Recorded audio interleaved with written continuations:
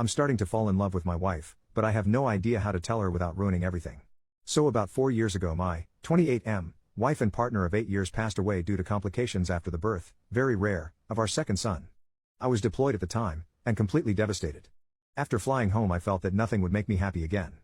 My sons are great, now 6 and 4 years old, but overwhelming, so I asked a sister of one of my Marine buddies, Cassandra, 24F, to help out.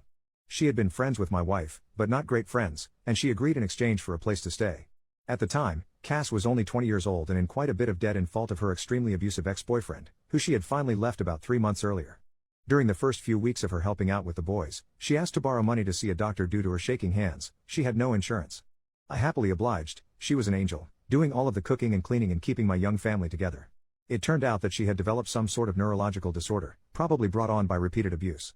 At the time it seemed simple. I had good insurance, she needed health care, I never thought I'd be able to move on from my wife, and she was afraid of intimacy. I agreed that I would marry her, but keep our platonic relationship. She promised not to burden me with her debt, and we had a prenuptial agreement and all. I know that this is fraud of the government, hence the throwaway, but we were both so damaged and needed somebody, even if not intimately. The past 3 years have been about as good as expected, if not better. Cass is great, better than great. She keeps the house spotless, had food ready every night when I get home, and has been working overnights as a baker and almost has her debt paid off. Her condition has improved greatly also, due to the great medical care she was able to receive. With the boys, she is a saint. She tells them about their mother, shows them pictures, takes them places for fun, and even taught them how to read. Of course the 6-year-old just finished kindergarten, but my 4-year-old is going to be the smartest kid in his class next year. Sometimes the 4-year-old calls her mommy, but she shushes him and reminds him that her name is Cass and that mommy is the angel whose picture is above the fireplace. Once her debt is fully paid off, the kids are in school, and she saves up a bit of money, she is going to go into a nursing program. Our relationship is still platonic, but very caring. I've cried on her shoulders more times than I can count, and she's done the same. One night I was very stressed out, and yelled at her about something pretty inconsequential. She had taken my sons to see Santa without me. She, of course, became quite frightened, but we worked it out and I even offered to pay for her to see a counselor. She didn't. That was 2 years ago, and we have had little fights ever since, but have been able to work through them. She seems to understand me whenever I'm hurt, upset, or angry, and is calming in a way that I can't explain. The problem is that I think I might be falling for her. I've been noticing little things, her scent, her smile, her laugh. The way she smiles with her eyes when she sees me, how much my boys love her. Not to mention that she's gorgeous, super hardworking, and one of the strongest people I've ever encountered. A few nights ago I almost kissed her after we had put the boys to bed, and her hugs goodbye have started lasting a little bit longer. The other day she was taking a nap in my bed, she was washing her sheets, and I wanted to join her. Not make love with her, just lay with her and hold and kiss her. I don't know what to do, or how to even bring this up. It's been 4 years since my wife died. I can only think of a quote from A Song of Fire and Ice books, in which a character says that when the sun has set, no candle can replace it. Meaning that since his true love has died, nobody could replace him. That's how I used to feel, but there have been days where my thoughts have been occupied with Cass, and I haven't even thought about my wife. I feel bad about it, and I still miss her, but I never thought that I'd be able to move on. I feel guilty and disloyal. At the same time, I want her. Not just intimately or physically, I want to be romantically intimate with her, not just as friends. I don't know how to bring it up. I don't want to scare her or make her uncomfortable, but this is becoming more difficult than I could have ever imagined. I was thinking about asking her to get dinner, just the two of us, and bringing it up. But what if she refuses? How can I gauge her interest? If it means anything, the other day she was having a hard time with the boys, they were restless and being out of hand, so I brought her home some of her favorite flowers. She was extremely giddy and gave me another lasting hug and a quick kiss on the lips. I was taken aback, but she pranced around, finishing dinner and putting the flowers in a vase. Literally, what does this mean? Edit, screw it. It's been an hour on here and you've convinced me to tell her. I've called her favorite fancy restaurant and made a reservation.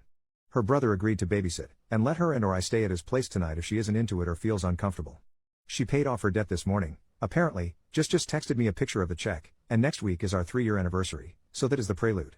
I'm going to tell her at dessert. I'm nervous as shite. First update, 10 hours later, everything went amazing. Just got home. Love Reddit. I will update tomorrow. Time to go make out with my wife. Second update, 20 hours later, last night was hectic as shit at first. Our younger son had eaten what he calls a giant fuzzy spider and Cass wanted to take him to the hospital, even though he was fine. Her brother, we'll call him Joe, told her that he'd take care of it, and basically forced her out of the house to celebrate getting out of debt. She really didn't seem like she wanted to go. At all. I became so freaking nervous. So we got to the restaurant pretty early, but luckily they had a table.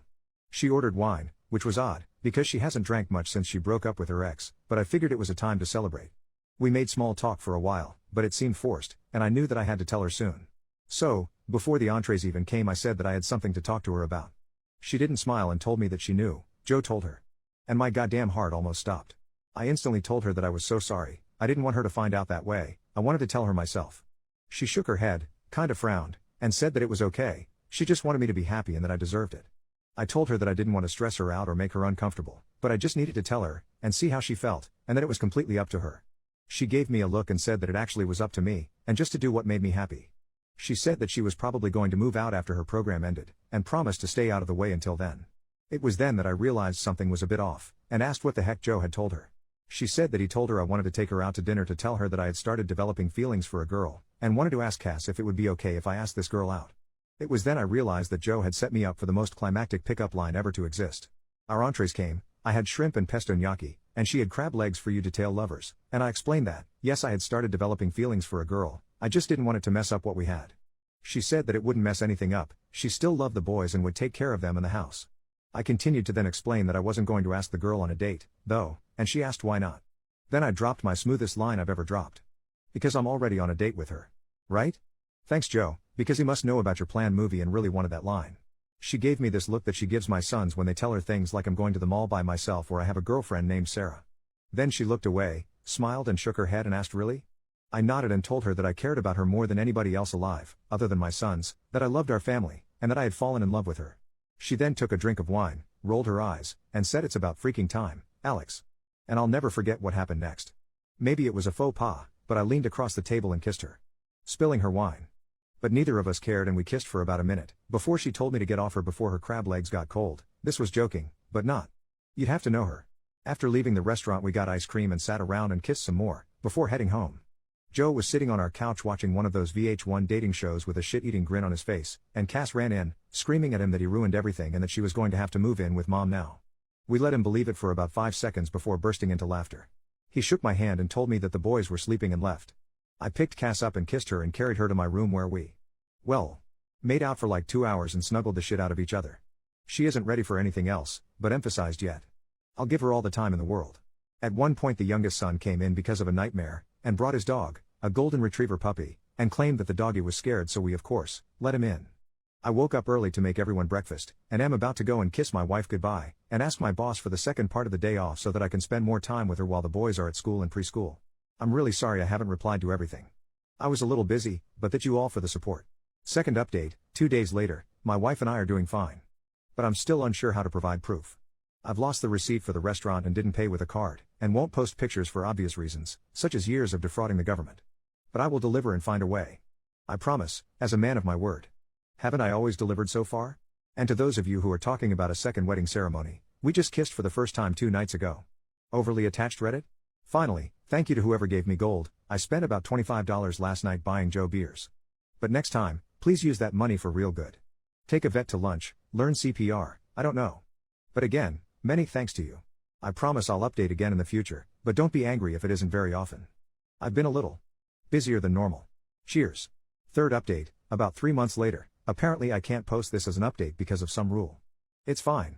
I'd advise anybody to look through my past submissions. I don't think I can post them on here, if you are interested in what happened about a month ago.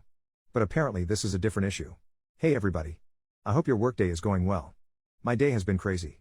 Everything has been going wonderfully lately though. It was somewhat strange at first explaining it to our friends and family, but most of them had already caught on. Including my sons, who act as if nothing has changed. I'm pretty sure that they knew the entire time. Anyways, last night I came home and Cass was out of it. Dinner was burnt, which is no big deal. I can't really cook well or anything, but it's out of character for her, and she was drinking, lightly, only 1 or 2 glasses of wine. I asked her what was wrong, obviously I was concerned, and she told me that her ex-boyfriend got parole last week. I was flabbergasted, since she should have been able to testify at his parole hearing I believe.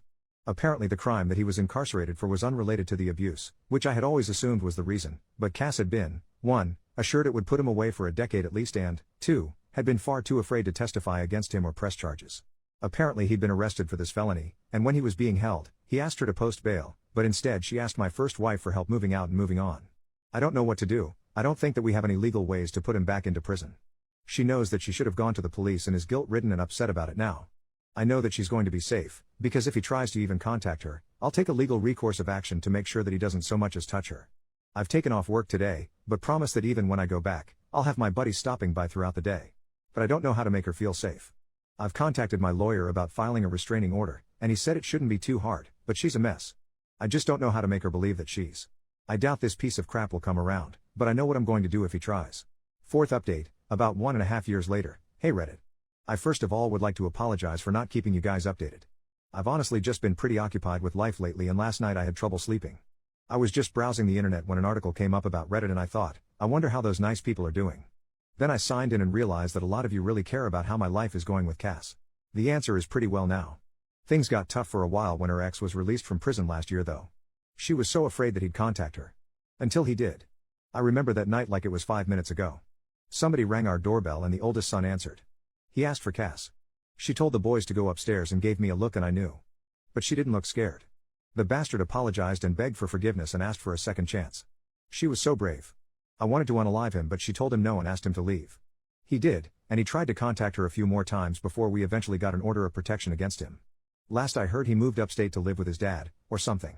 Around this time her brother Joe also got into a really bad car accident and ended up having to move in with us for a while. He's a great guy and one of my best friends, so we didn't mind, but it was a stressful time. About 7 or 8 months ago we finally, consummated our marriage, I guess you can say. The boys are doing great and are really happy. Cass got a pretty good job, although I think she's working too much overtime, and loves it. We're expecting our first child in February and couldn't be more excited. You could say that life is pretty good. I'll be around for another few hours if you guys have any questions. Fifth update, about 2 years later. It's a girl. Technically she was born early March, but I didn't want to make the title it was a girl. Sorry for not updating. It was a pretty rough pregnancy, and Cass has put her foot down about wanting more. I guess 3 is enough, but everything turned out great.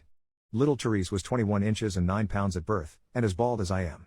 She's way easier than the boys were, she hardly ever cries and is the most photogenic baby ever. Our youngest son is completely smitten, and always tries to help, but it's less cute than you think. Joe is also doing good. He's dating a girl who actually went to my high school, 2 years younger than me, though. He's pretty happy with her, and we're all very happy for him. Other than new fatherhood, there's not much to update. I'm home watching the baby today while Cass is out, so I should be around for a while.